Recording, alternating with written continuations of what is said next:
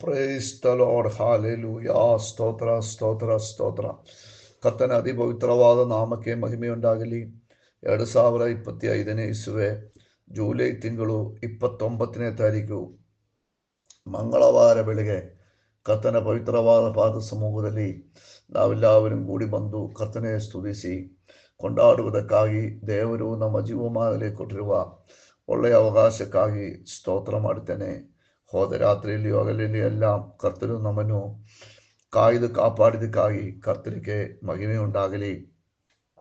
ಈ ದಿನವೆಲ್ಲ ಆತನ ದಯೆಯಿಂದಲೂ ಕರುಣೆಯಿಂದಲೂ ಆತನು ನಮ್ಮನ್ನು ತಾಂಗಿ ದಾರಿ ನಡೆಸುವುದಕ್ಕಾಗಿ ಸ್ತೋತ್ರ. ಆಮೇನ್. ತನುಮನದಿಂದ ಕರ್ತನ ನಾಮವನ್ನು ನಾವು ಕೊಂಡಾಡೋಣ. ಆತನನ್ನು ನಾವು ಗಣಪಡಿಸುವ, ಆತನ ನಾಮವನ್ನು ನಾವು ಉನ್ನತಪಡಿಸೋಣ. ಆಮೇನ್. ಸ್ತುತಿ ಸ್ತೋತ್ರങ്ങൾ ಅರ್ಪಿಸುತ್ತಾ ಆಮೇನ್. ಸಕಲ ಭೂನಿವಾಸಿಗಳ ಮಧ್ಯದಲ್ಲಿಯೂ ಕರ್ತನ ನಾಮಕ್ಕೆ ಗಣವನ್ನು ತರೋಣ. ಆಮೇನ್ ಆಮೇನ್. ಕರ್ತನು ಮೆಚ್ಚುಗೆಯಾದ ಕಾರ್ಯಗಳನ್ನು ಮಾಡಿ ಕರ್ತನೆ ಗಣಪಡಿಸೋಣ. 117ನೇ ಕೀರ್ತನದಲ್ಲಿ ಈ ಪ್ರಕಾರವಾಗಿ ಬರೆದಿದ್ದಾರೆ. 117ನೇ ಕೀರ್ತನೆ ಸ್ತೋತ್ರ 1-2 ವಾಕ್ಯಗಳು. ಆಮೇನ್. ಸರ್ವ ಜನಾಂಗಗಳೇ ಯೆಹೋವನನ್ನು ಕೀರ್ತಿಸಿರಿ, ಸಮಸ್ತ ಪ್ರಜೆಗಳೇ ಆತನನ್ನು ಕೊಂಡಾಡಿರಿ. ಆತನ ಕೃಪೆಯು ನಮ್ಮ ಮೇಲೆ ಅಪಾರವಾಗಿದೆ. ಯೆಹೋವನ ಸತ್ಯತೆಯು ಸದಾ ಇರುವುದು. ಯಾಗುವಿಗೆ ಸ್ತೋತ್ರ. ನಾವು ಪ್ರಾರ್ಥನೆ ಮಾಡೋಣ. ನಮ್ಮನ್ನು ಹೆಚ್ಚಾಗಿ ಪ್ರೀತಿ ಮಾಡುವ ನಮ್ಮ ತಂದೆಯಾಗಿರುವ ದೇವರೇ, ಕರ್ತನೆ, ಆಶೀರ್ವದಿಸಲ್ಪಟ್ಟಿರುವ ಒಳ್ಳೆಯ ಸಮಯದಲ್ಲಿ ದೇವರ ಪವಿತ್ರವಾದ ಪಾದ ಸಮೂಹದಲ್ಲಿ ನಾವೆಲ್ಲವരും ಕೂಡಿ ಬಂದು ಕರ್ತನೆ ಸ್ತುತಿಸಿ ಕೊಂಡಾಡುವುದಕ್ಕಾಗಿ ದೇವರು ನಮ್ಮ ಜೀವಮಾನದಲ್ಲಿ ಕೊಟ್ಟಿರುವ ಒಳ್ಳೆಯ ಅವಕಾಶಕ್ಕಾಗಿ ದೇವರನ್ನು ಸ್ತುತಿಸುತ್ತೇನೆ.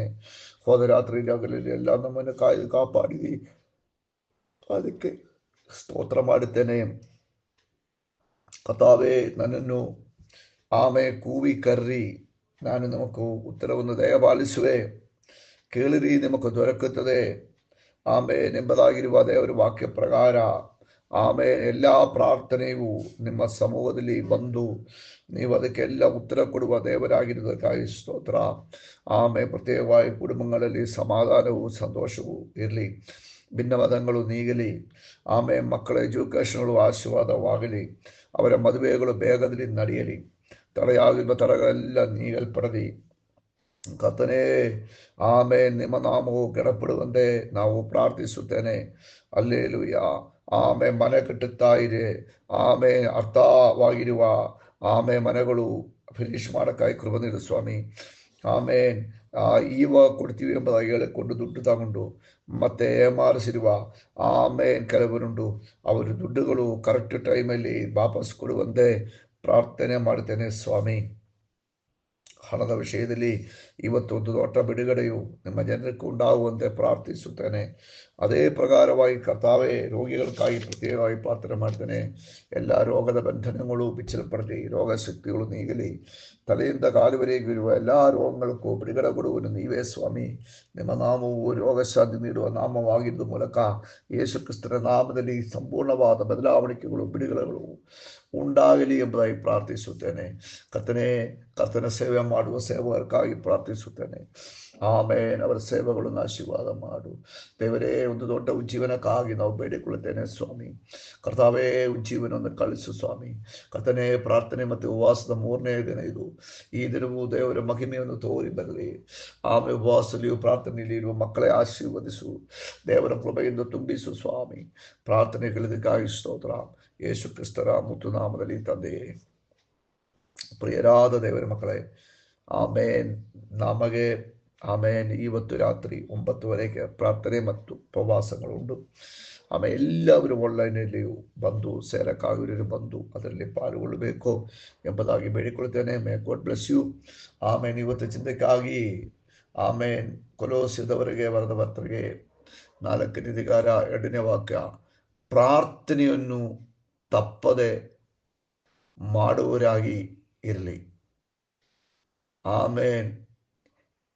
ಎಚ್ಚರವಾಗಿತ್ತು ದೇವರಿಗೆ ಕೃತಜ್ಞತಾ ಸ್ತುತಿ ಮಾಡ್ರಿ.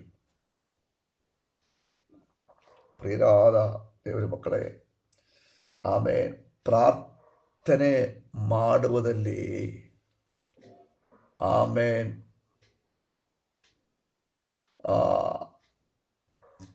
ತಪ್ಪಿಸಬಾರದು. ತಪ್ಪದೆ ಪ್ರಾರ್ಥನೆ ಮಾಡಬೇಕು. ಸುಸ್ತಾಗಿ ಬಿಟ್ಟು ಬಿಡಬಾರದು. ಕಂಟಿನ್ಯೂಸ್ ಪ್ರಾರ್ಥನೆಯಲ್ಲಿ ನಾವು ಇರಬೇಕು. ಅದು ನಮ್ಮ ದೇವರ ಮೇಲೆ ಇರುವ ಟ್ರಸ್ಟ್, ಭರವಸೆಯು, ನಂಬಿಕೆಯು ತೋರಿಸುವುದಾಗಿದ್ದಾರೆ. ಆಮೇಲೆ ನಂಬಿಕೆ ಇಲ್ಲ ಅಂದ್ರೆ ನಾವು ಪ್ರಾರ್ಥನೆ ಬಿಟ್ಟು ಹೋಗ್ತೀವಿ. ನಂಬಿಕೆ ಇದ್ದರೆ ನಿರಂತರವಾಗಿ ನಾವು ದೇವರ ಹತ್ರ ಪ್ರಾರ್ಥನೆ ಮಾಡುತ್ತಾ ಇರ್ತಾರೆ. ಈ ಪ್ರಾರ್ಥನೆಗಳು ಆಮೇಲೆ ನಾವು ಮೊನ್ನೆ ಕೇಳಿದಕ್ಕೆ ಹಾಗೆ ಏಳಿಯನು ಪ್ರಾರ್ಥನೆಗೆ ಉತ್ತರ ಸಿಕ್ಕುವವರೆಗೂ 7 ಸಾರಿ ಪ್ರಾರ್ಥನೆ ಮಾಡಿದರು.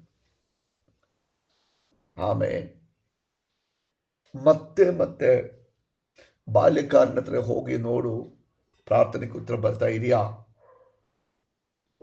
ಎಂಬುದಾಗಿ ಆತನು ಹೇಳ್ತಾ ಇದ್ದ. ಎಫೆಸ ಪತ್ರಿಕೆ 6ನೇ ಅಧಿಕಾರ 17-18 ವಾಕ್ಯಗಳಲ್ಲಿ ಮುಂದೆ ಓದುವಾಗ ಆಮೇನ್ ಎಲ್ಲಾ ರೀತಿಯಲ್ಲಿರುವ ಪ್ರಾರ್ಥನೆಗಳು ಮಾಡಬೇಕು. ಮತ್ತೆ ಅದರಲ್ಲಿ ನಾವು ಜಾಗರಣೆ ಮಾಡಬೇಕು. ಪ್ರಾರ್ಥನೆ ಮಾಡುವುದು ಮಾತ್ರವಲ್ಲ, ಉತ್ತರ ಬರ್ತಾ ಇದೆಯಾ ಎಂಬುದಾಗಿ ನಾವು ವಾತಾವರಣಗಳನ್ನು ನೋಡಬೇಕು. ದೇವರ ಕ್ರಿಯೆಗಳು ಕಾಣುವುದಕ್ಕಾಗಿ ನಂಬಿಕೆಯಿಂದ ಆತ್ಮಕಣ್ಣಿನಿಂದ ನೋಡಬೇಕು. ದೇವರ ಉತ್ತರಕ್ಕಾಗಿ ಕಿವಿ ಚಾಯಿಸ್ತಾ ಇರಬೇಕು. ಆಮೇಲೆ ಆ ಜಾಗರಣೆ ನಮಗೆ ಪ್ರಾರ್ಥನೆಗೆ ಉತ್ತರ ಸಿಕ್ಕುವುದಕ್ಕೆ ಕಾರಣವಾಗುತ್ತದೆ. ಆಮೇಲೆ ನಾವು ಆಮೇಲೆ ಏನ್ ಮಾಡಬೇಕು? ಅಲ್ಲಿ ಸ್ತೋತ್ರದಲ್ಲಿ ಇರಬೇಕು. ಯಾವ ವಿಷಯಗಳಾಗಲಿ ನಾವು ಪ್ರಾರ್ಥನೆ ಮಾಡಿದ್ರಲ್ಲೂ ಅದಕ್ಕೆ ಸ್ತೋತ್ರ ಹೇಳಬೇಕು. ಸ್ತೋತ್ರ ಹೇಳುವುದು ಅಂತ ಹೇಳಿದರೆ ನಂಬಿಕೆಯಿಂದ ಅದು ಸಿಕ್ಕಿದೆ ಎಂಬುದಾಗಿ ಅರ್ಥದಲ್ಲಿ ಸ್ತೋತ್ರ ಹೇಳೋದು.